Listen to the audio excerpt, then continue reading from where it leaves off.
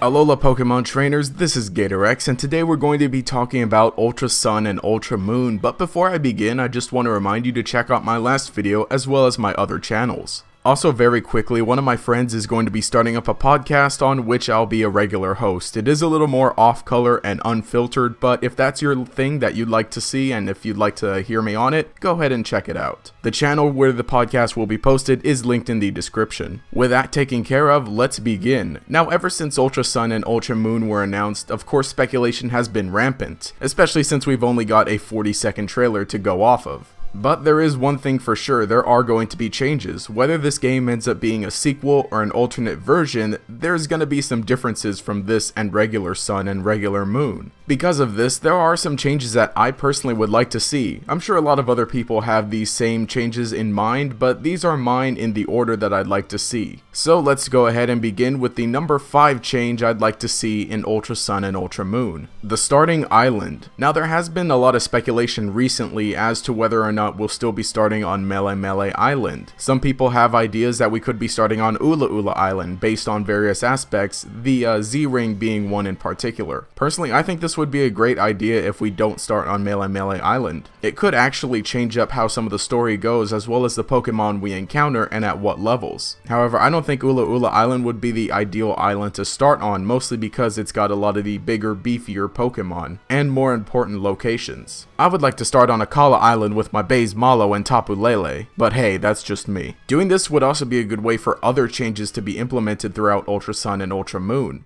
Number 4. Trial Captains. Now again, like I said, there's no real confirmation as to whether this is going to be a sequel or alternate versions to Sun and Moon. Most of the speculation and idea is that it's going to be an alternate version, but there is a line of dialogue in Sun and Moon that has me curious. It's from Malo, and she states that when Trial Captains reach the age of 20, they have to retire. So could this possibly be setting up for the future in Ultra Sun and Ultra Moon where it takes place a few years later, and some of the older Trial Captains have reached the age of 20 and have to retire? It'd be likely that these new trial captains would be the same type users, but having different teams and potentially different characters would be interesting to see. Of course, it could also be cool in the same vein, since it's a few years later, we'd see younger trial captains like Lana and Acerola aged up. And it could be interesting because if some of these trial captains end up getting rotated out, they could take other roles across the island. Number 3. More Pokemon. Now again, in other times when we've had alternate versions or sequel games, more Pokemon have been implemented into the Pokédex. This is pretty much a given that will happen in Ultra Sun and Ultra Moon, but I think it's a good chance for Game Freak to right some wrongs. There are several tropical Pokemon that actually just straight up don't exist in Alola, and they can only be obtained when transferred from a previous game. Personally, I think it would be great to have Pokemon like Tropius and Bellossom available in Alola and actually, running about. And again, like I said, with trial captains potentially being rotated out, some of these Pokemon could be implemented into the teams of these trial captains. But either way, I'm excited for whatever new Pokemon we could see in the Pokédex for Ultra Sun and Ultra Moon. Number 2. The story. Now of course the story for Ultra Sun and Ultra Moon is going to be different. They said so directly in the direct. It's an alternate story. But personally, the type of story I would like to see is maybe something with Team Skull taking more of a role as the evil team. Of course, now that Sun and Moon is out, we know that the Aether Foundation and particularly Lusamine was the real bad guy of the game. If Team Skull and Aether Foundation are still around in Sun and Moon, I'd like to see them take roles similar to what they originally should have been. It just might be a more interesting way for the story to develop.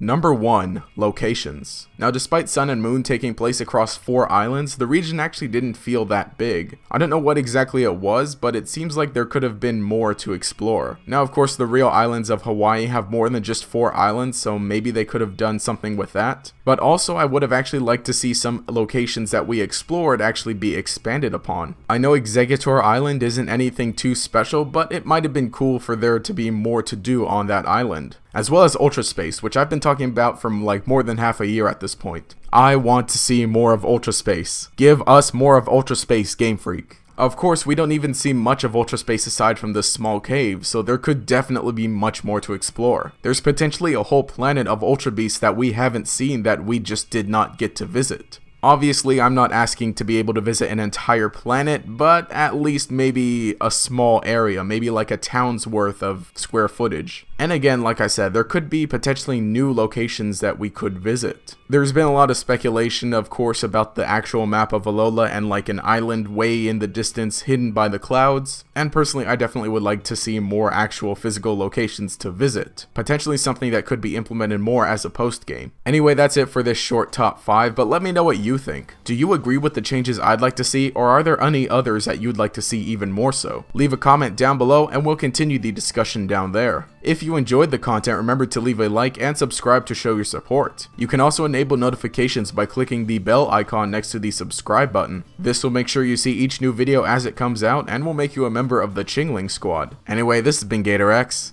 Have a nice day.